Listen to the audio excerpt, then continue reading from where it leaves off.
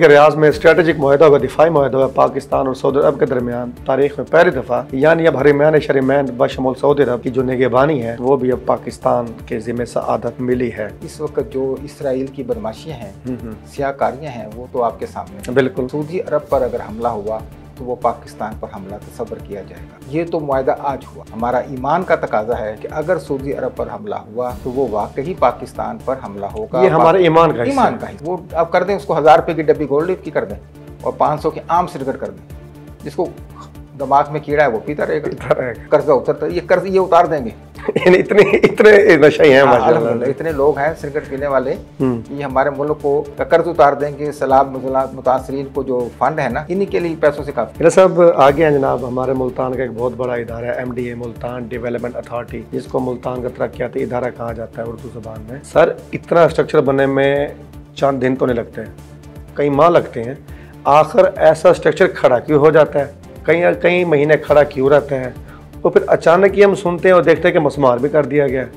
बात यह है कि मैं कुछ अर्सा पहले एक जगह पर गया जी, तो उन्होंने पूछा जी आपका ऑफिस किधर है। मैंने कहा जी MDA के साथ। तो मुझे वो कहने लगे कि MDA के पास। उन्होंने MDA नहीं कहा, MDA नहीं कहा। ये बड़ी अहम बात करने जा रहे हैं। कहा LMA के सामने नहीं भाई, मैंने MDA कहा। उन्होंने कहा लुटमार इदारा जो आपके साथ तो है, लुटमार अथॉरिटी वो तो आपके साथ है, तो ये लुटमार इदारा है भाईजान। वासा का इदारा देख लें सर। बात ये है कि वासा भी एक शुतर मुहार इदारा है। कल एक नई खबर सुनने को मिली कि सरकारी इदारों ने कहा जी जो आपको हमने टेंट दिए थे वो मैं वापस करेंगे, किराए के हैं। तो पहले वो बेचारे मच्छरों से तंग हैं, गंदे पानी से तंग हैं, और आप एक और उनको ज़हनी कोफत दे रहे हैं। ये क्या असर हो रहा है? बिस्मिल्लाहिर्रहमानिर्रहीम, अस्सलाम वालेकुम नाज़रीन, मैं हूँ शिराज वैसी और आप देख रहे हैं N News HD और N पॉडकास्ट पे हमारा प्रोग्राम टॉप स्टोरी, जिसमें आप बखूबी जानते हैं हम बात करते हैं ताज़ा तरीन ख़बरों पर और उन मामलात पे जो कौमी और लोकल सतह पर हमें दरपेश हैं, उनके पीछे क्या अवामिल कार फरमा होते हैं, हम उनको बेनकाब करते हैं। हमेशा की तरह आज फिर मेरे साथ मौजूद हैं मुल्तान के सीनियर सहाफ़ी सैयद इज़दानी गिलानी साहब, जो कि रोज़ाना हमें ख़ुसूसी वक्त देते हैं और इन ख़बरों पे हमें तबसरे और तज़ियात से नवाजते हैं। कैसे गिलानी साहब? थैंक यू वेरी मच, बहुत शुक्रिया। वैसे गिलानी साहब पहले कौमी इशूज़ पे बात कर लें जी। एक बहुत बड़ी ख़बर, कल जब वज़ीर-ए-आज़म पाकिस्तान पहुँचे सऊदी अरब, तो हमें कुछ खबरें सुनने को मिली कि जो वज़ीर-ए-आज़म पाकिस्तान है उन्होंने इस्लामाबाद की इमारतों पर चरागा करने का हुक्म दे दिया। एक बहुत बड़े कदम था और वहाँ पर जो उनका इस्तकबाल हुआ सब ने देखा सर। तो बाद में शाम को खबर आई कि रियाज में स्ट्रेटेजिक मुआहदा व दिफाई मुआहदा पाकिस्तान और सऊदी अरब के दरमियान तारीख में पहली दफ़ा यानी अब हरमैन शरीमैन बशमूल सऊदी अरब की जो निगहबानी है वो भी अब पाकिस्तान के ज़िम्मे सआदत मिली है। इसके पीछे सर क्या अवामिल हैं, क्या कहानी है, और आप इस जो स्ट्रेटेजिक मुआहदे को किस निगाह से देखते हैं? बिस्मिल्लाहिर्रहमानिर्रहीम। अब ऐसा बहुत शुक्रिया आपका। मैं बताता चलूँ कि इस वक्त जो इसराइल की बदमाशियाँ हैं, सियाकारियाँ हैं, वो तो आपके सामने। बिल्कुल। और अब जब ज़हरी बात है कि जब उसने अपने मस्जिद पार्क खोले तो उसने जैसे कि कतर पर हमला किया, यमन पर हमला किया और दीगर मामला हैं, तो अब हमारे जो अरब कंट्रीज़ हैं उनको एहसास हुआ कि हमें मिल बैठने का मौका मिलना चाहिए और मिल बैठकर कोई ऐसा प्लान करें जिससे पूरे जो हमारे दूसरी दुनिया है उसको ये पैगाम जाए कि मुसलमान जो ममालिक हैं वो भी एक पेज पर हैं। इस सिलसिले में हमारे वज़ीर-ए-आज़म सऊदी अरब के हंगामी दौरे पर गए और वहाँ पर उनका जो पुरतपाक इस्तकबाल किया गया, वालहाना इस्तकबाल किया गया, उनको वेलकम किया गया, वो भी एक आपके सामने पूरी दुनिया ने देखा। अच्छी बात है, बहुत अच्छी बात है। लेकिन बात ये है कि जहाँ तक उनके साथ हमारा मुआहदा है कि सऊदी अरब पर अगर हमला हुआ तो वो पाकिस्तान पर हमला तसव्वुर किया जाएगा। ये तो मुआहदा आज हुआ, ठीक। लेकिन ये बात ज़हन में रखें कि हमने हमेशा ये सुना और हमेशा ये हमारा गुमान रहा, हमारा ईमान का तकाजा है कि अगर सऊदी अरब पर हमला हुआ तो वो वाकई पाकिस्तान पर हमला होगा। ये हमारे ईमान का हिस्सा है, क्योंकि वहाँ हमारे मुकद्दस मकामात जो हमारे ईमान का हिस्सा है। सर उसके बाद बात ही कुछ, ये तो मुआहदा तो आज हो रहा है, ठीक। लेकिन अल्हम्दुलिल्लाह जब भी सऊदी अरब में किसी किस्म की मुश्किलात से दो चार हुए तो पाकिस्तान हमेशा फ्रंट फुट पे खड़ा रहा। आप देख लें कि माजी में हमारी अफवाज पाकिस्तान वहाँ जाती रही, उनको ट्रेनिंग देती रही, उनके मामलात को देखती रही। ये छुपी ढकी बातें नहीं। और अब तो ज़ाहिर बात एक मायदा हो गया, एक रिटर्न की सूरत अख्तियार कर गया, तो पूरी दुनिया को इल्म हो गया। तो आज भी पाकिस्तान का एक एक बच्चा सऊदी अरब के लिए कुर्बान होने के लिए तैयार है। ये मायदे का इससे कोई लेना देना नहीं, ये हमारे ईमान की अलामत है, हमारा जज्बा ईमानी है कि जब भी कोई मैली आँख से हमारे हरमैन शरीफैन की तरफ और खाना काबा और बैतुल्लाह के बाद मस्जिद नबी की तरफ रुख करेगा तो हमारा बच्चा बच्चा कुर्बान होने के लिए, कट मरने के लिए तैयार है। इस पे कोई दो राय। अच्छा, ये पाकिस्तान नहीं है, ये ईरान भी हाजिर है, बाकी इस्लामी ममालिक, यानी यहाँ पर मसालक की तमीज़ ख़त्म है सर। चाहे वो इंडिया के मुसलमान हों, चाहे बांग्लादेश के मुसलमान हों, तो क्या वो पीछे रहेंगे? बिल्कुल नहीं, बिल्कुल नहीं। खून जहाँ सऊदी अरब के एक शहरी का पसीना बहेगा, या उनका एक इंशाल्लाह हमारे बच्चे का हम खून, उनको खून कुर्बानी करने के लिए इंशाल्लाह, तो अल्लाह करे ऐसे ही हो। और पाकिस्तान आर्मी जो हमारी हमें, जिस पे हमें नाज है, जिस पे फ़ख्र है और पूरी दुनिया को फ़ख्र कि पाकिस्तान आर्मी क्या कर सकती है। ताज़ा इंडिया का वाक़या भूले ना, तो अल्हम्दुलिल्लाह वो भी शाना बशाना खड़ी है, वो भी क़यादत के साथ है, एक पेज पर है। हमारी सिविल गवर्नमेंट और मिलिट्री जो है इस्टेब्लिशमेंट एक साइड पर है, तो बहुत अच्छी बात है। इस पे वाकई चरागा करना चाहिए। बिल्कुल होगा जी। अच्छा गिरानी साहब, ये तो हो गया इंटरनेशनल सतह पे हमारी कामयाबियों के जो हम झंडे फरफरा रहे हैं उनका जिक्र। अब हम आ जाते हैं अपने पाकिस्तान के अंदर। सैलाब की तबाहकारियाँ जारी थी और अभी तक उनके जो आफ्टर शॉक्स हैं उससे हम निमट रहे हैं। हुकूमत सर लेकर आ रही है मुतासिरीन सैलाब के उनकी बहाली के लिए मिनी बजट। उस मिनी बजट में मुख्तलिफ जो है ना टैक्सेस लगाने पे गौर कर रही है, जिसमें लग्जरी आइटम ज़्यादातर हैं। लग्जरी गाड़ियाँ हो गई, सिगरेट्स हो गए और मुख्तलिफ जो और इलेक्ट्रॉनिक्स के आइटम्स हो गए। आप इसको किस निगाह से देखते हैं और क्या लग्जरी आइटम की जो एक इस्तेदाद कार है इसमें तोसी देनी चाहिए टैक्सों पे, या ये फिर एक और बोझ है आवाम पर? देखिए भाईजान, बात ये है कि ये हर साल यह होता रहता है। आज तो सैलाब का एक बहाना है। मुझे ये बताइएगा कि उसका एक तरीक़ाकार तय कर लें कि ये जो हमने एक्स्ट्रा बजट बनाना है या पैसे इकट्ठे करने हैं, फ़ंड इकट्ठा करना है, ज़हरी बात है ये हमेशा पाकिस्तान के लिए एक दर्द सर रहा कि इसको कैसे इकट्ठा किया जाए। ठीक है, इसकी लूट मार कैसे की जाए आवाम से। कभी टीवी टैक्स लगाकर, कभी प्रॉपर्टी टैक्स लगाकर, तो वो पैसे बटोरे जाते हैं। कभी पेट्रोल के रेट बढ़ाकर, मुख्तलिफ तरीके। तो भाई आप उसका एक तरीक़ाकार तय कर लें कि जितनी हमारी एलीट क्लास है जो सह भी सकती है, बर्दाश्त भी कर सकती है, रब्बुल इज़्ज़त ने उन्हें इतना दे रखा है, तो उनसे आप कोई मामला इसको बेहतर तरीके से करें। मिसाल के तौर पर कि जो गाड़ी है, मिसाल के तौर पर 1600 सीसी से ऊपर आप उस पर टैक्स लगा दें, पराडो पे लगा दें, फार्चूनर पहले भी आपने उसकी कीमत तो बेसिकली है 1 करोड़ रुपये ले रहे हैं आप, 1 करोड़ तो पहले उसे टैक्स ले रहे हैं, मजीद आप ले लें। हाँ, सालाना बुनियाद पर टैक्स लग जाए, मिसाल दे रहे हैं। मैं तो कहता हूँ रोज़ाना बुनियाद पे ले लें। जब तक सैलाब ज़दगान का मसला हल नहीं होता, रोज़ाना बुनियाद पे टैक्स ले लें। ठीक है ना, जो बड़ी गाड़ी जिस रोड से गुजरेगी लाओ जितने पैसे, जैसे ये मोटरवे वाले लेते हैं या टूल टैक्स वाले जाते हैं, हम शेर शाह गुजरते हैं। यानी आप इस बात की तायद कर रहे हैं कि सैलाब मुतासिरीन की बहाली में जो हमारी एलिट क्लास है उसको जो टैक्स रेट है मज़ीद वसी करना चाहिए। ये अपनी जगह पर है, हुकूमत अपनी शाह खर्चियाँ कम करे, मामला। दूसरा पहलू भी है, टैक्स जो हमारे रिकवर हो रहे हैं उसके मामला को देखें। ठीक है, हर रोज़ ये जो बजट में आपने ये कर, जिसका बोझ भी आवाम पे पड़ना है। देखिए ना, एक गरीब आदमी की बच्ची की शादी है, आज वो LCD ले रहा 30,000 की, कल का वो लेगा 34,000 की।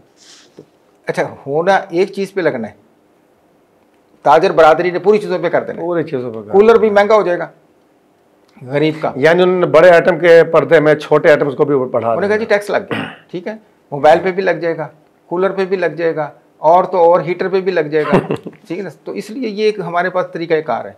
खुदारा ये सोचें, हाँ नशइयों पे लगा दें। ये अगर सिर्फ सर वो तो पहले 50-100 रुपये भीख मांग के नशा ना, ये सिगरेट पीने वाले। अच्छा, सिगरेट पीने वाले, हाँ, वो आप कर दें, उसको 1000 रुपये की डब्बी गोल्ड लीफ की कर दें और 500 की आम सिगरेट कर दें। जिसको दिमाग में कीड़ा है वो पीता रहेगा और कर्जा उतरता है। ये कर्ज ये उतार देंगे। इतने नशे हैं माशाल्लाह, इतने लोग हैं सिगरेट पीने वाले कि ये हमारे मुल्क को का कर्ज उतार देंगे। सैलाब मुतासरीन को जो फंड है ना, इन्हीं के लिए पैसों से काफ़ी है। अच्छा इज़ानी साहब, अब हम आते हैं लोकल इश्यूज़ को लेकर। हम आ जाते हैं अपने शहर मुल्तान में। हमारा इदारे का अखबार है जी मुल्तान अपडेट। उसमें ख़बर छपी मुल्तान के गैर कानूनी गेस्ट हाउसेस और होटलों के बारे में।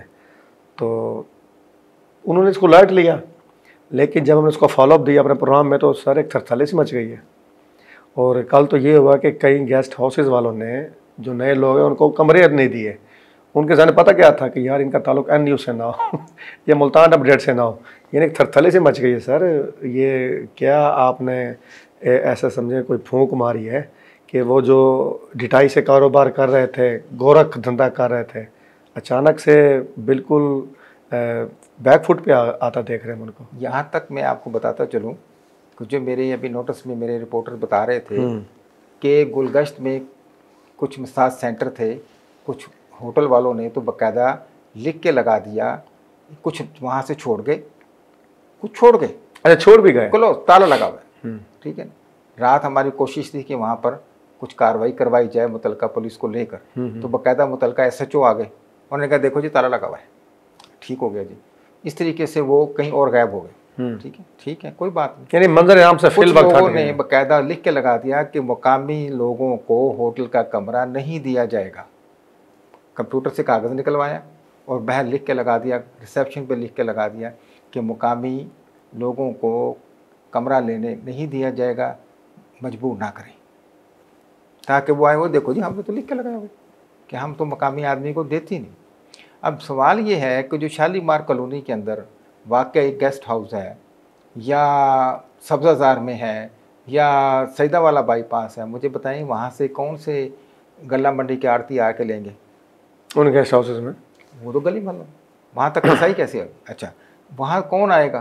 पेशावर से लोग आएंगे, रावलपिंडी के ताजर आएंगे, कराची के लोग आएंगे, ठीक है, तो वो तो नहीं आएंगे, वो तो रमादा में आके ठहरेंगे, वो तो किसी और करीब करीब होटलों में। लेकिन तरीकाकार है, यहाँ जाते सब वही मन ठंडा करने वाले, अयाज तबका, मन ठंडा करने वाले लोग, मुनासिब सी वो गर्मी है ना सर बड़ी, उनके तजलील नहीं होनी चाहिए।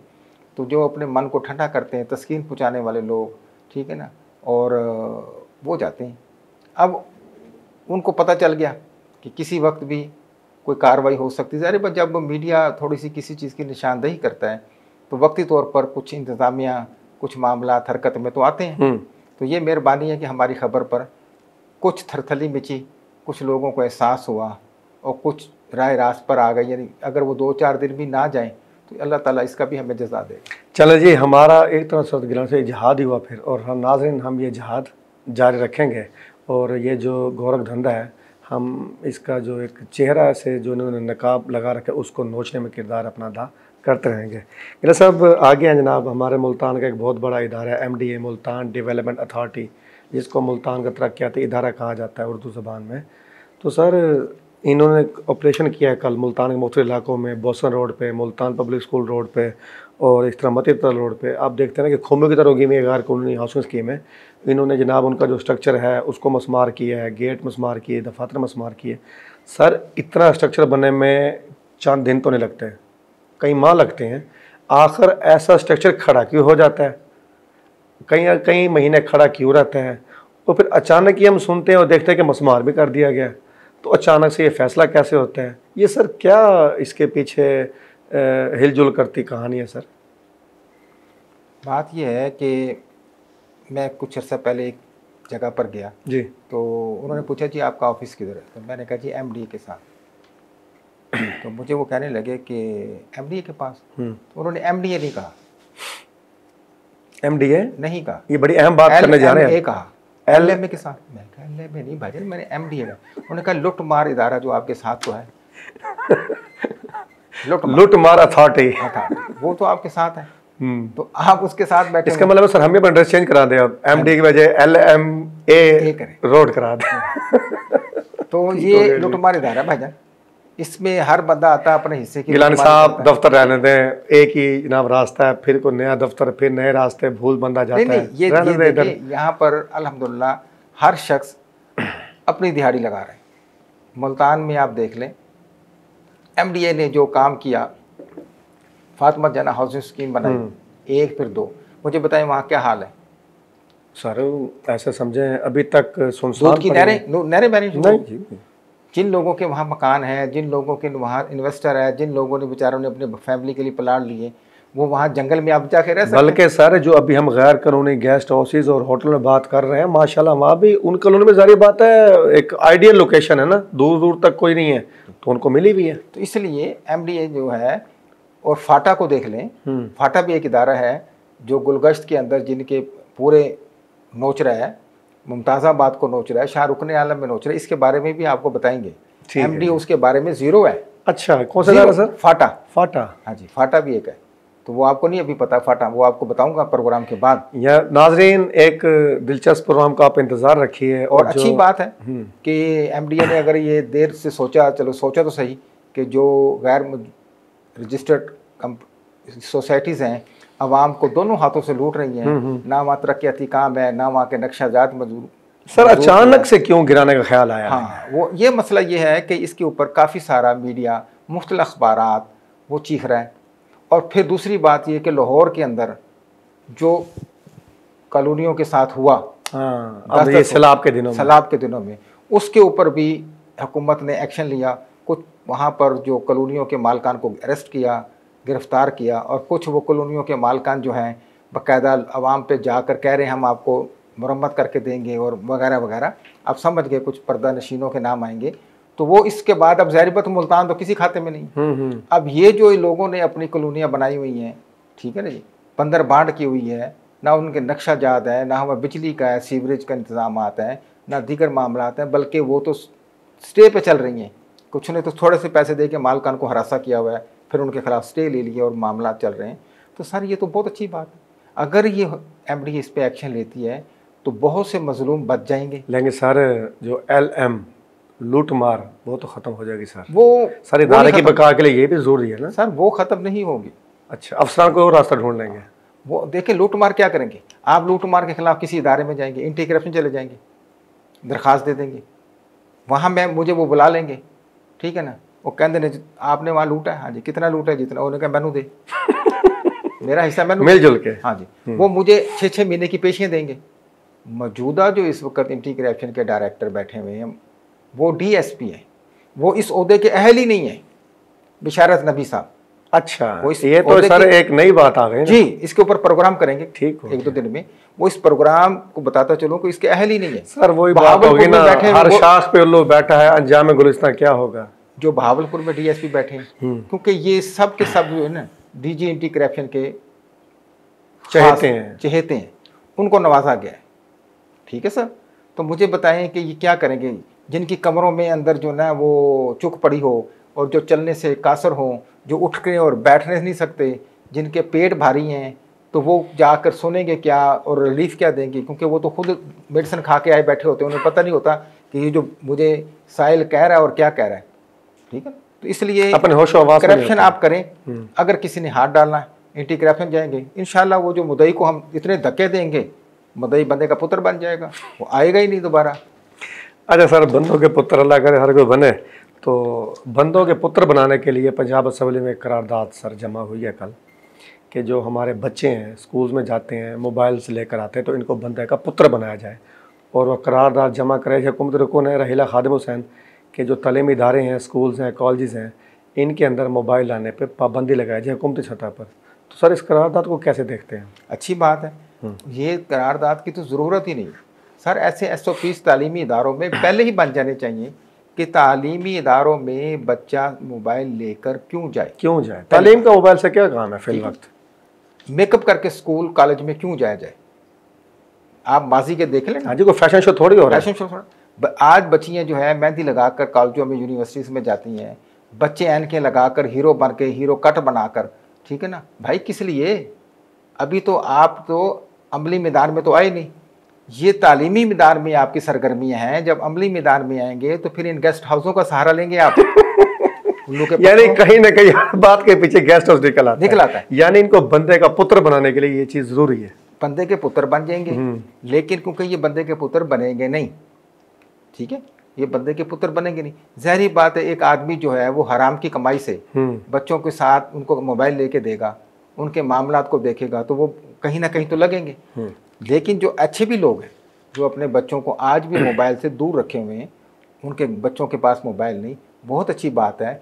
आप तालीम हासिल करें, बेसिक आपका जो एम है, जो आपका थीम है, जो आपका ख्वाब वालिदैन के, वो पूरे करें। सर वो कहते हैं ऑनलाइन क्लासेस होती है हमारी। सर कुछ कोई क्लासें व्लासें ऑनलाइन नहीं, बात पता मान लेता हूँ आपकी, लेकिन अच्छे बच्चे भी हैं, अच्छी वालिदैन की, जिनकी तरबियत अच्छी की, कोई शक नहीं है, सभी खराब नहीं है।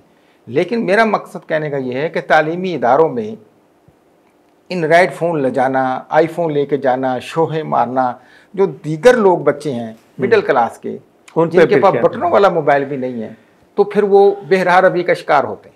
वो चोरियां करेंगे, वो डकैतियां मारेंगे, वो वालिदैन से फ्रॉड करेंगे, वो कहेंगे अम्मी मुझे फ़ीस चाहिए, वो फ़ीस की मद में किसी और मद में लेके और मोबाइल लेंगे। तो लिहाजा हमें उस बेहरावी सभी से बचाने के लिए, नई नस्ल को राह रास्त पे लगाने के लिए, और जैसे आपने फरमाया बंदे का पुत्र बनाने के लिए हमें ऐसे इकदाम करने चाहिए। बल्कि तमाम प्राइवेट इदारों को, कॉलेजेस को, स्कूलों को, यूनिवर्सिटीज़ को SOPs बनाने चाहिए कि तालीमी इदारे में ये बच्चे अगर मोबाइल का इस्तेमाल करते पकड़े गए, उनका मोबाइल जब्त, और उनको एक बार नहीं दी जाएगी, दूसरी बार इस्तेमाल किया तो उनका यूनिवर्सिटी, कॉलेज, स्कूल से दाखिला नाम खारिज कर दिया जाएगा। तो बिल्कुल बंदे के पुत्र बन जाएंगे।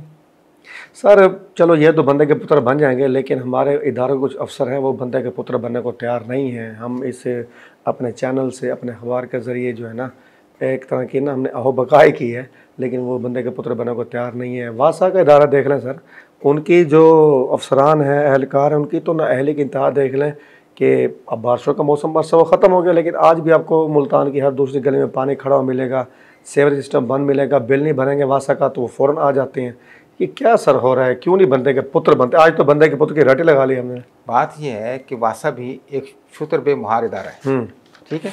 इनको बाकी मामलात का पता है, अपनी करप्शन का पता है, फ्रॉड तेल करने का पता है, किस तरीके से पैसे बचाने हैं, किस तरीके से ये जो मुलाजमीन है उनकी तनख्वाहों में से कटौती करनी है, दीगर मामलात करप्शन के जो हिले बहाने। देखें MA जना रोड है, ठीक है, बड़ा मारूफ रोड है जी, मारूफ रोड है, उसके साथ BZU एक लिंक है मुल्तान पब्लिक स्कूल, बिल्कुल। वहाँ आप जाके देखें कि वहाँ से आप गुजर नहीं सकते। रोड एक्सीडेंट रोजाना हजारों तो स्टूडेंट्स जाते हैं और दफातर को लोग जाती हैं, मसले जाते हैं। वहाँ हमारे एक रिपोर्टर हैं, ठीक है ना, राजा पारस साहब, उन्होंने हमें बताया कि सर देखें कि वहाँ से उनका घर उधर है। उन्होंने कहा जब मैं जाता आता हूँ बेशुमार एक्सीडेंट हो जाते हैं, बच्चे गिर जाते हैं, फैमिली गिर जाती हैं उस पानी के अंदर। वज़ू करने वाले जो नमाजी लोग हैं उनके कपड़े ख़राब हो जाते हैं। तो क्या खुदारा कोई ऐसा सिस्टम नहीं है, कोई 1000 किलोमीटर की लाइन या 5 किलोमीटर की लाइन? भाई थोड़ा सा एरिया इसको आप देखें, सीवरेज लाइन को ठीक करें, गटर लाइन को ठीक करें, लोगों को सहूलियात फराम करें, और वहाँ के जो बासी हैं वो मुख्तलिफ मूजी बीमारियों का शिकार हो रहे हैं, उनको उनकी अजियत से निकालें भाई, ठीक है ना। तो मेरी दरख्वास्त है हाथ जोड़कर वासा अफसरान से, भाई इसको भी देख लें, ठीक है। MA जना रोड और ये जो BZU रोड लिंक रोड है, ठीक है ना, मुल्तान पब्लिक स्कूल वाले को खुदारा उसको ज़रा देख कर उसके मामलात को सीधा कर दें, ताकि वहाँ के जो बासी हैं वो आपको बद्दुआएं ना दें बल्कि आपको दुआएं दें।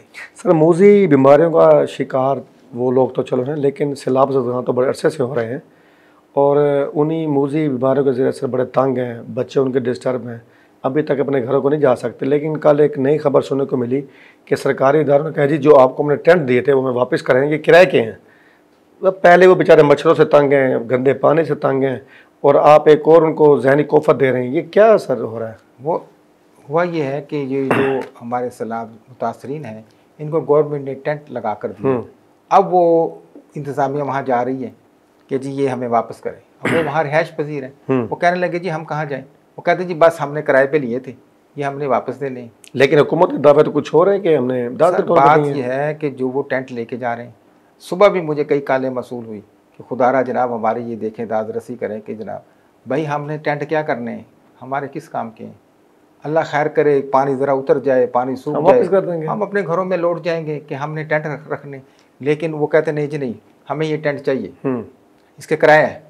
तो भाई अगर आपने किराए पे लेके देने थे और ये 2, 4, 10 दिन की बंदर बांट करनी थी, और इसके मद में पता नहीं कितने टेंट आएंगे और कितने टेंट मज़ीद बनाए जाएंगे, तो खुदारा खौफ करें, इनको कुछ दिन रहने दें। इन्होंने शौकिया तो वहाँ रहना नहीं है कि इनका कोई शौक़ है या ज़ौक़ है या उनका कोई वलीमा बच्चे का है, तो भाई रहने दें, दुआएं लें, और ये दुआ भी करें कि अल्लाह ताला हमें भी इस मुश्किल से बचाए, इस नागहानी परेशानी से बचाए। कल को ये वक्त हमारे पे आ गया, हमारे बच्चों पे आ गया, तो फिर क्या गुजरेगी हमारे पे। तो खुदारा ऐसा ना करें। बिल्कुल जी।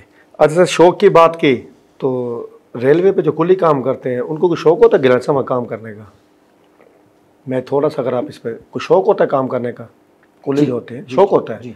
तो सर शायद ये शौक है सर, सुना है वहाँ बड़ा को माफे मुतारिक है कि टिकटें ब्लैक की जा रही हैं। सर ये कितना बड़ा कंप्यूटर निज़ाम है, अब तो ऑनलाइन टिकट्स बुक होती हैं। अब तो वो दिन तो गए ना कि जब प्लेटफॉर्म पे जाके कुल्ले की मिनती करते थे, फिर भी माफिया सर गर्म है, इंतजामिया क्यों नहीं एक्शन लेती? जब मेरे रिपोर्टर ने हमें बताया कि सर वहाँ पर टिकटें, मैंने कहा ऐसा नहीं होता। मैंने पिछले दिनों एसपी साहब से मेरी मुलाकात हुई, अमजद मंजूर साहब से, नए एसपी आए। नए एसपी हैं। तो मैंने उनसे पूछा, उसने कहा जी ऐसा तो कुछ नहीं है। मेरी एसएचओ साहब से मुलाकात हुई, असलम साहब। मैंने कहा सर वो यहाँ को टिकटें बुला, उन्हें कहा ऐसा तो कुछ नहीं होता, आप बताएं। मैंने कहा चले। मैंने रिपोर्टर के जुम्मे ये बात लगाई कि भाई आप जो कह रहे हो, उसने कहा सर मसला ही कोई नहीं, मैं अभी टिकटें खरीद लाता हूँ। उन्होंने खैर किसी बंदे से रब्ता किया और उसने कहा जी टिकटें मिल जाएंगी। पहले जाकर बुकिंग ऑफिस पता किया गया कि 4-5 बर्थे चाहिए, उन्होंने कहा नहीं है जी। उन्होंने कहा बुकिंग ऑफिस ने कहा नहीं है। फिर उस कुली से रब्ता किया गया, ठीक है ना, रांझा उसका नाम है, कुली का। तो फिर तो कहीं इर्द गिर्द ढेर भी होगी उसकी। हो यकीनन। तो उन्होंने कहा जी वो मिल जाएंगे। तो उनको बकायदा मुझे बताएं कि वो दंदनाते हुए मासूफ आए, कोई रात के टाइम नहीं आए, आकर उन्होंने कहा जी आप तो 6-10 बर्थों की बात करते, 100 बर्थ ले लें। वो राजा साहब कहते हैं, रांझा, वो राजा राजी कर रहे थे अपना। उन्होंने जब ये बात की तो वो, क्योंकि जब वो बात कर रहे थे हमारी लेडी रिपोर्टर से और हमारे रिपोर्टर से, तो खुफिया कैमरे की रिकॉर्डिंग में सुन रहा था दूर बैठा हुआ। तो वो कह रहा कोई मसला ही नहीं। जितनी से मुझे बड़ी हैरानगी हुई कि बुकिंग ऑफिस वाले कह रहे हैं कि हमारे पास 2 बर्थे नहीं हैं, वो कह रहा 50 बर्थे ले लें, ये क्या मामला है? तो खैर उसको यकीन दहानी खिलाई, ठीक है जी हमें इतनी बर्थे चाहिए, ठीक है ना। वो मैं अगला इंशाल्लाह आज को कल में आपको वो खुशखबरी देंगे। तो ये माफिया सरगर्म है। उसके पीछे एक बुकिंग ऑफिस में समद साहब होते हैं, अच्छा। सुपरवाइज़र हैं, अरसा दराज से उस बीट पे वो बैठे हुए हैं, बरजमा हैं, और वो भी अपना क्या गुल खिलाते हैं। उनका तरीका वारदात क्या समद साहब का, और न्याज स्टोर में रहते हैं, ठीक है ना। बज़ाहिर बहुत दीनदार नेक आदमी हैं, और दाढ़ी को उन्होंने मेहंदी लगाई हुई है, बाकायदा लाल किया हुआ है, और ख़ुद भी उनके काम भी लालो लाल है। लालो लाल है सर लालो लाल नहीं, आज तो माशाल्लाह आप भी हमें लालो लाल लग रहे हैं। तो इसलिए सर लालो लाल से अगर जिक्र आया तो कई लोग माली तौर पे वाकई लालो लाल नज़र आ रहे हैं हम। वो ये कि जो बग़ैर नक्शे के लोग प्लाजे बना रहे हैं, दुकानें बना रहे हैं, बड़ी बड़ी कोठियाँ बना रहे हैं। तो ज़ाहिर बात है अगर बना रहे हैं, अगर अक्सर हम देखते हैं कि 3 मरले का मकान, 5 मरले का मकान में कोई सफ़ेद पहुँच या गरीब बंदा दिखाए तो बिल्डिंग इंस्पेक्टर साहब फ़ौरन पहुँच जाते हैं, रोको नक्शा मंजूर नहीं है। लेकिन बड़े बड़े प्लाजे बन जाते हैं, खड़े हो जाते हैं, 10-10 मंजिला 8-8 मंजिला कोठियाँ बन जाती हैं, दुकानें बन जाती हैं बड़ी बड़ी। आप 3 मरला मकान को तो जो मालिक उसको सांस लेने देते, और ये प्लाजे खड़े हो जाते हैं बगैर नक्शे की मंजूरी के।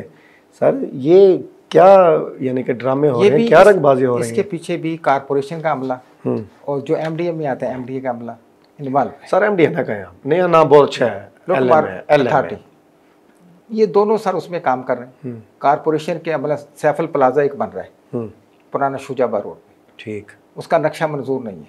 सही है। बारहा हमने सीओ को बताया, खुद तशरीफ लाए, उन्होंने बाकायदा कहा जिसको सील कर दो, ये वो बड़े बढ़ के सड़कें अल्टम पलटम, लेकिन बन रहा है। मैं कुछ ऐसे बाद वहाँ गया तो मैंने हमसाय से पूछा, उसने कहा सर बात ये है आप हमारा कुछ, इनका कुछ नहीं बिगाड़ सके। मैंने क्यों? उन्होंने कहा सर वो कहते जी मीडिया वाले आए, कारपोरेशन वाले आए, काम रुकवा दिया। ठीक है जी, 2-4 दिन हमने रोक लिया, हमने उससे बड़ा लिफाफा दे दिया, बस उनका रेट हमने बड़ा दे दिया, काम हमारा जारी है। मैं कुछ दिन बाद गया तो वाकई काम जारी था, काम तो हो रहा है।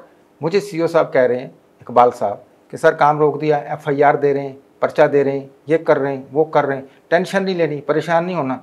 मैं खुश, मैंने कहा जनाब बड़ी बात है, लेकिन ना एफआईआर हुई आज तक ना उनको काम रुका, ना मामलात हुए। वो धड़ल्ले से जनाब मासूफ प्लाजा बना रहे हैं, और ऐसी बेशुमार मुल्तान में मिसालें मौजूद, वारदातें कहूँगा। डेरे अड्डे को देख लें, एक खान टायर वाले हैं, रातों रात उसने अपनी पूरी बिल्डिंग बना ली।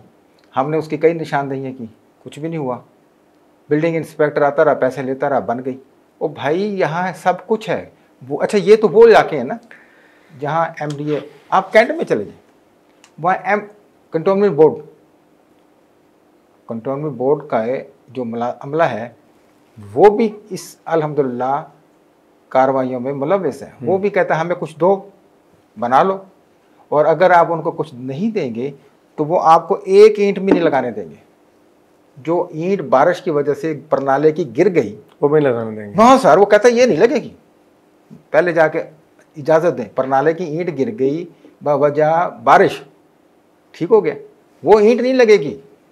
और अगर आपने उनको राज़ी कर लिया, हाज़ा मिन फजले रब्बी, फिर वो कहते हैं जी कोई मसला नहीं, आप इसके ऊपर एक बिल्डिंग बना लें, लेकिन इस तरीके से बनाएं कि दोबारा आपको उसकी ज़रूरत न पड़े। आपने टियर गार्डर नहीं डालना, आप लेंटर डाल लें। चलें सर, हाजा मिन फजल रब्बी, इनके स्याह करने में एक तरफ आयत का सवाब तो हमें मिलेगा ही। तो नाजरीन, ये थे कुछ मामलात, लेकिन मैं आपको बताना चाहूँगा कि इन जो मामलात में गुफ्तगू की, इनका जो फॉलोअप है, आज कई ऐसे गिलानी साहब इशू सामने आए जिनका फॉलोअप देना हमें बड़ा ज़रूरी है, और इंशाल्लाह नाज़रीन हम देंगे। और कल नई खबरों, नए इशू के साथ आपकी खिदमत में हाजिर होंगे। आपके फीडबैक के मुंतज़िर रहेंगे। इजाज़त चाहते हैं। अल्लाह हाफ़िज़।